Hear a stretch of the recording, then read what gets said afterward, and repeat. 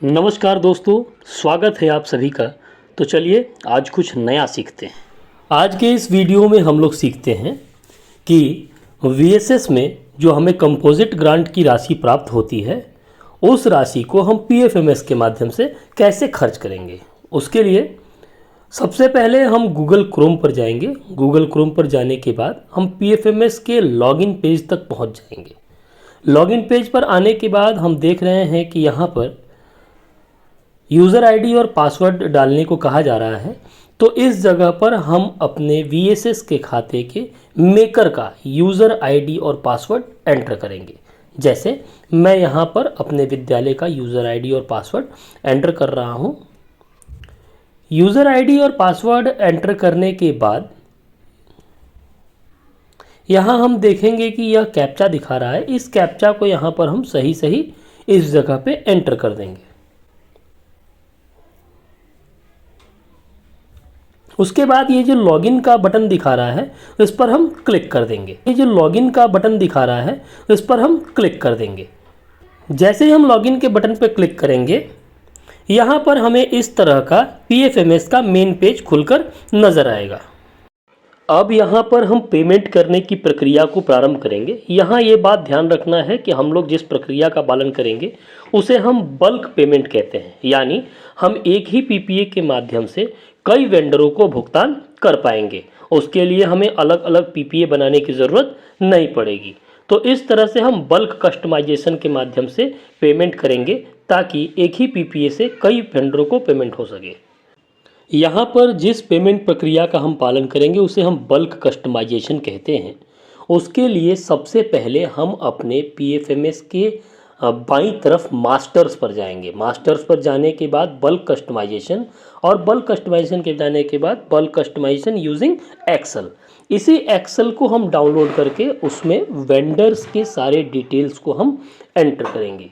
तो देखिए अभी ये यहाँ पर खुल रहा है।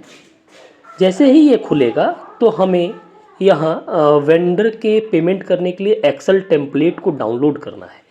एक्सेल फाइल को डाउनलोड करने के लिए हमें यहाँ टेम्पलेट पर क्लिक करके सबसे पहला ऑप्शन जो है ई पेमेंट का, बल्क कस्टमाइजेशन ई पेमेंट का, उस पर क्लिक करेंगे और फिर यहाँ डाउनलोड वाले से बट क्लिक करके उस फाइल को हम डाउनलोड कर लेंगे।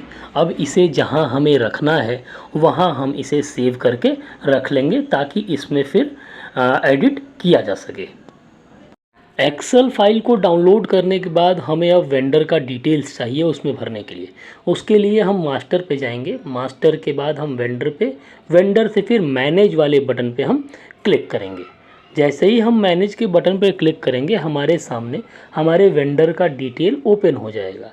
ये वैसे वेंडर हैं जिन्हें हमने स्वयं अपने पोर्टल से रजिस्टर्ड किया है। अब यहाँ आगे हम देखेंगे तो यहाँ पर क्लिक करके हम पाएंगे कि वैसे वेंडर्स जो हमारे साथ मैप तो हैं मगर उन्हें रजिस्टर्ड किसी और ने किया है। तो जैसे ही हम इस पर क्लिक करेंगे हमारे सामने वैसे वेंडर्स की लिस्ट आएगी जो हमारे साथ मैप्ड हैं मगर इन्हें किसी और ने पीएफएमएस पे रजिस्टर्ड किया है। तो हम अब आगे बढ़ेंगे। हमें इस वेंडर को भुगतान करना है तो हमें इस वेंडर के डिटेल्स चाहिए, जिसके लिए हम इसके यूनिक कोड को, यूनिक कोड देखिए यहाँ पर हम आगे बढ़ेंगे तो ये देखिए ये है हमारा यूनिक कोड वेंडर का। इस यूनिक कोड पर हम जैसे ही क्लिक करेंगे हमारे सामने उस वेंडर्स के सारे डिटेल उपलब्ध हो जाएंगे। अब इसी डिटेल्स में से हम उस वेंडर के डिटेल्स को लेकर उस एक्सेल सीट में भरेंगे। तो चलिए हम उस एक्सेल सीट पर चलते हैं जो हमने डाउनलोड करके रखा है, और वो एक्सेल सीट यहाँ पर है। मैं इसे ओपन कर लेता हूँ और ओपन करने के बाद इसमें हम बारी बारी से उस वेंडर के सारे डिटेल्स को भरेंगे। डिटेल्स को भरने के लिए हमें सबसे पहले वेंडर का पार्टी कोड, यानी जिसे हमें पेमेंट करना है उसका यूनिक कोड चाहिए। तो यहाँ देखिए ये यूनिक कोड है वेंडर का। इस यूनिक कोड को यहाँ से हम देखकर वहाँ उस एक्सेल शीट पर जहाँ हमें लिखना है वहाँ हम जाएंगे और वहाँ पर या तो इसे हम लिख देंगे या फिर इसे पेस्ट कर देंगे। उसके बाद हमें चाहिए वेंडर का नाम। तो वहाँ डिटेल्स जहाँ पर हमने वेंडर के निकाल रखे हैं वहाँ से हम वेंडर का नाम, सबसे उचित होगा कि जो उसके खाते में जो वेंडर का नाम है उसे यहाँ से बैंक डिटेल्स से हम कॉपी करके और फिर वहीं पर एक्सेल सीट में जाके उसे वेंडर डिटेल्स के नाम के आगे लिख देंगे या कॉपी कर देंगे। ट्रांजैक्शन कोड में हम कैपिटल में GP लिखेंगे। देखिए ये ट्रांजैक्शन कोड है, यहाँ पर हम कैपिटल में GP लिखेंगे। आगे ये ट्रांजैक्शन की है तो यहाँ इसमें हमें कुछ नहीं लिखना है, इसे हम खाली छोड़ देंगे। आगे हम बढ़ेंगे तो कंपोनेंट कोड है। कंपोनेंट कोड के बारे में हम बता दें कि हर राशि का कोड अलग अलग होता है। जैसे कुछ विद्यालयों में 25,000 उसका कोड अलग है, कुछ विद्यालयों में 50,000 उसका कोड अलग है। उसी तरह से हर तरह की राशि का कंपोनेंट कोड अलग अलग होता है। यहाँ से हम देखेंगे कि इतने तरह के कंपोनेंट कोड होते हैं, 25,000, 50,000, 75,000, 1,00,000। तो ये कंपोनेंट कोड है। इसी कंपोनेंट कोड को हमें जब हम जिस राशि का भुगतान करेंगे उससे संबंधित कंपोनेंट कोड को हमें वहाँ पर लिखना होगा।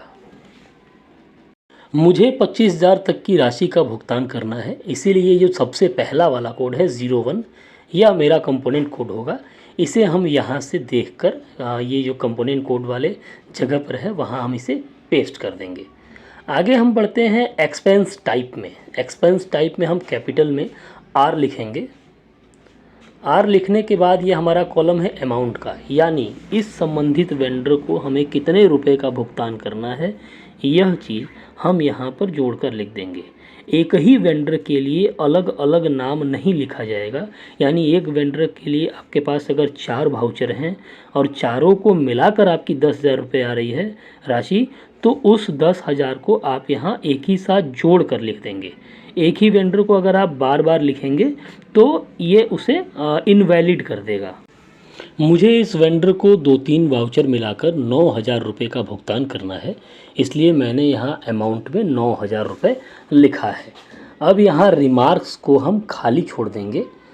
यहाँ पर एक्शन टाइप में हम कैपिटल A लिखेंगे और अकाउंट नंबर में हम जो वेंडर का अकाउंट नंबर है उसे यहाँ से देखकर उस एक्सेल में हम लिख देंगे, या फिर अगर आप इसे कॉपी या पेस्ट भी कर सकते हैं। तो हम वेंडर के अकाउंट नंबर को यहाँ पर पेस्ट कर रहे हैं। उसके बाद पेमेंट मेथड, यहाँ पर भी आपको कैपिटल A लिखना है। कैपिटल A लिखकर हम आगे बढ़ेंगे। अब यहाँ पर नरेशन फॉर पासबुक, तो यहाँ पर आप लिख सकते हैं कि आप किस तरह की राशि का भुगतान कर रहे हैं।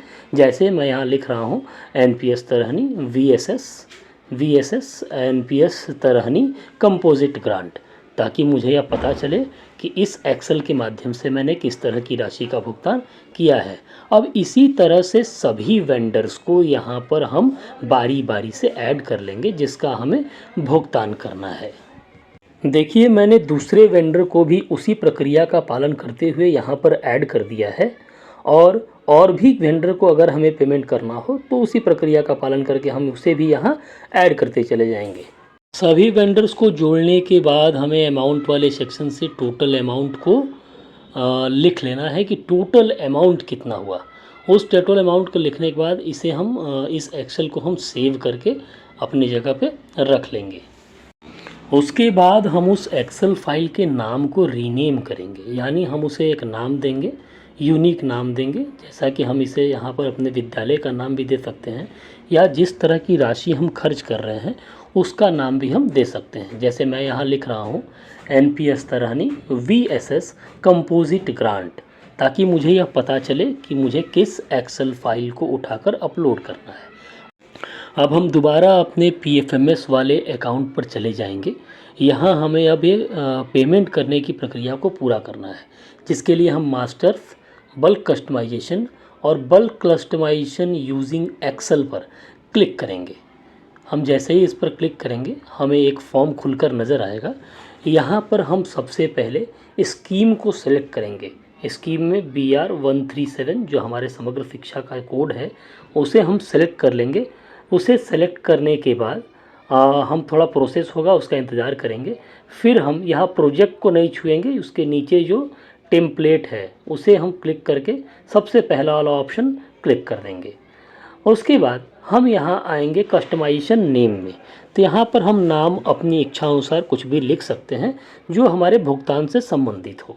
जैसे मैं यहाँ लिख रहा हूँ NPS तरहनी VSS composite grant.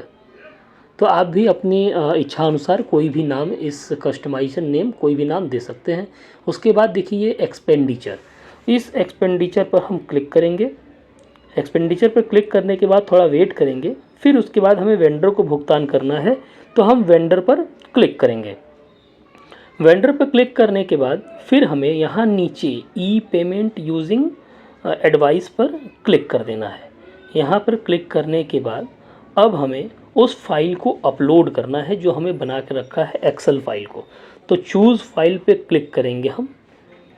Choose file पे क्लिक करने के बाद हमने उसे जहाँ रखा है उस जगह पर हम जाएंगे कि हमने अपनी एक्सेल फाइल को बनाकर कहाँ रखा है।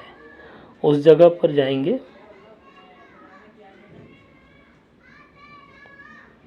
एक्सेल फाइल को मैंने यहाँ रखा है, तो यहाँ से मैं इसे क्लिक करके ओपन कर लूँगा। यहाँ देखिए आपका एक्सेल फाइल यहाँ आ गया है। उसके बाद इस अपलोड वाले बटन पे आपको क्लिक करके उस एक्सेल फाइल को अपलोड कर देना है। तो मैंने इसे यहाँ क्लिक कर दिया है और देखिए ये हमारा एक्सेल फाइल यहाँ से अपलोड हो गया। आपको इसे फिर यहाँ जो ये दिखाएगा इसे आपको सिंपली ओके कर देना है। ओके पर हमें क्लिक कर देंगे। ओके पे क्लिक करने के बाद यहाँ देखिए यहाँ पर आपको रिफ्रेश हिस्ट्री दिखा रहा है, इस पर आप एक दो बार क्लिक कर देंगे ताकि आपका पेमेंट जो है वो सक्सेसफुली प्रोसेस हो जाए। अब देखिए यहाँ आपको दिखा रहा होगा स्टेटस में सक्सेसफुली कंप्लीटेड, यानी आपका पेमेंट जो है वो रिकॉर्ड वैलिड है और आपका इनवैलिड नहीं है। अगर गलती होगी तो यहीं पर आपको जो गलती होगी वो शो करेगा।